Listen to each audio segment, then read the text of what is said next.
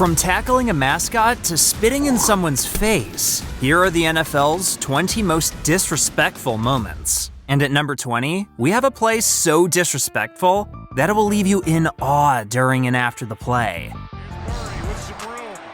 Hurdles a tackler. What a catch and run by Murray. Ouch. And I thought hurdling an opponent was already disrespectful enough. But this play doesn't even compare to number 19, because Deshaun Jackson made a complete buffoonery of the Eagles on this touchdown. Cousins gonna air it out. Deshaun Jackson downfield. He's got it. And the former Eagle is going to take it in backward and score. Wow. If you're an Eagles fan, that play must be hard to watch. Not only does Jackson run backwards into his former team's end zone, but his celebration is also quite uncalled for. But Jackson and the Eagles have since put this tension in the past after rejoining the Eagles a few years later. Awkward. And speaking of awkward moments, Rams fans have to be uncomfortable watching this next play, because Golden Tate straight up embarrassed the Rams. Throwing downfield for Golden Tate. Great in the air. It's Tate. Took it from Jenkins. Taunting on his way to the end zone. Sheesh, it was almost as if Golden Tate snatched the ball from Janoris Jenkins. Then Tate practically danced on Jenkins after the catch to make matters worse. Thank goodness Jenkins and Tate never got into an altercation. But the same can't be said about the two subjects involved in moment number 17. What transpired between Aqib Talib and Michael Crabtree is wild. Watch this. Talib reaches in, grabbed the goat chain, and ripped it apart. This man straight up ripped off Crabtree's necklaces. That dude has guts. If you ask me, Talib got what he was asking for. Plus, that was a gold necklace Crabtree was wearing. Similarly, the same can be argued for Jamal Adams. Even though this moment didn't happen in game, Adams' action was so disrespectful, it made it all the way to number 16 on this list. It's the definition of disrespectful.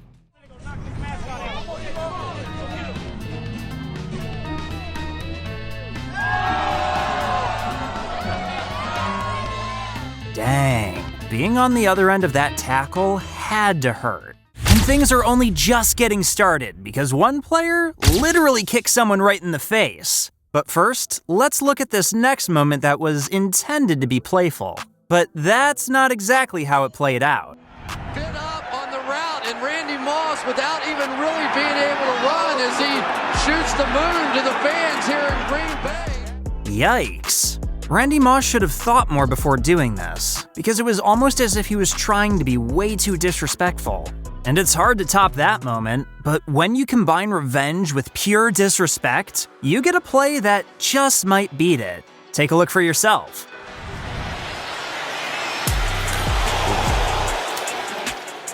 It's a peel back block, and that's... Man, that was one mean-looking hit, as Smith-Schuster absolutely leveled Vontaze Burfict. Yet it's difficult to be hard on Smith-Schuster. It turns out this was a moment of revenge for him against Burfict. And that's because Burfict also took a cheap shot from one of his former teammates, Antonio Brown, just a few years earlier. Have Antonio go to the sidelines, the officials saying that he's shaken up enough, he took a hit today. Dang, I'm not sure which hit was worse, Smith-Schuster's hit or Burfict's hit.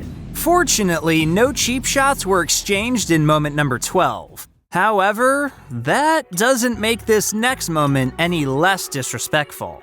Look at him, like a cat. Look out, it's in the clear. Oh no, what a brilliant play again.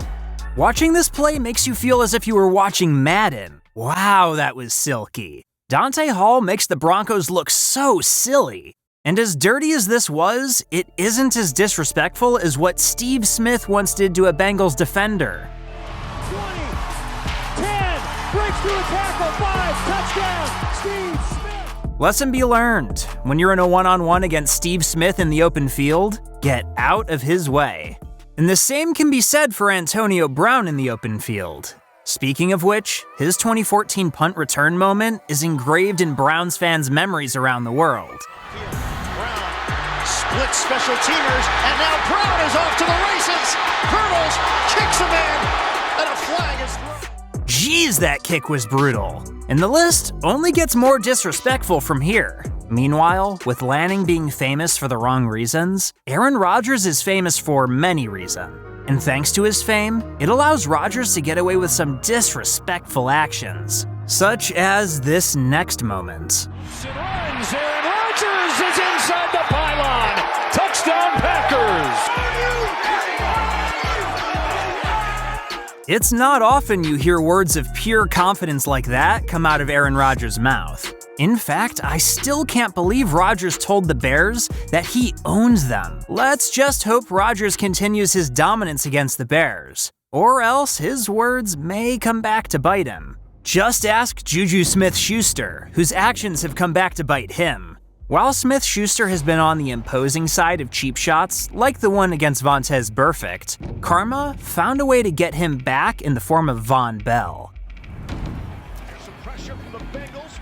Roethlisberger, Juju Smith-Schuster is blown up, and the whistle's blown. With this single hit, my guy took the word cheap shot to a whole nother level. Talk about not holding back. Von Bell came in like a missile. Perhaps Bell took a page out of Tyreek Hill's playbook on that play, because Hill is always running fast like a missile. And if you can't keep up with Hill on the football field, he isn't afraid to disrespect and taunt you after a big play. Complete, and now you want a deep ball. Here it is. Hill for the touchdown. Although, don't pity Antoine Winfield, because he returned the favor in Super Bowl 55 by giving Tyreek Hill a taste of his own medicine. He's running out of real estate, throws, incomplete, and Tampa Bay makes another stop. I think it's safe to say Hill might be a little bit scared to throw up the deuces against Antoine Winfield anytime soon. And before we move on to the next play, I'm going to be giving away $100 to someone who subscribes in the next 7 days. So subscribe!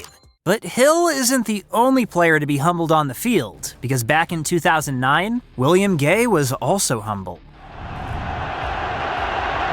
Favre on third down, over the top. The pass is complete for a first down. Did Peterson really have to do the man like that? He's out here trying to end careers. Yet, as jaw-dropping as this moment was, the moments only get better from here. Because at number 5, we have a player who literally spits at an opponent. That's J.J. Stokes, I think, talking to Bill Romanowski. Ooh, and there is a real lack of social grace. But as disrespectful as this action was, Marshawn Lynch found a way to outdo it with his legendary run we now know as the Beast Quake. Oh, look at this run. What a run! Marshawn Lynch still on his feet. Instead of just disrespecting one person, Lynch managed to disrespect an entire defense on this run. Luckily, this next moment didn't take place in the playoffs, because otherwise, Chris Conte would never have heard the end of this play. Easy first down, Vance McDonald, and he keeps his footing. Can he get there? However, as impressive as this stiff arm was, it will never be in the same conversation as this next stiff arm. He almost got him to jump. Yes, he did. He gives it to Henry. There's a reason we call Derrick Henry King Henry. No matter the opponent, King Henry inflicts pain on anyone who gets in his way. The sooner you realize it, the better. So far, these moments haven't disappointed. But with one moment left, the top moment can only go to the OG of disrespectful moments. It was a moment so bold, this player disrespected all of America. Here we go. Oh, they're going to have a big fight. There goes Owens, puts it down, and George Teague levels it. Here it goes. And now Teague. I don't know what Terrell Owens was thinking by placing the football on the Cowboys logo. Since when is it a good idea to pick a fight with America's team? That, my friends, is as disrespectful as it gets on the football field. Remember to subscribe, since I'm going to be giving away $100 to someone who subscribes in the next 7 days.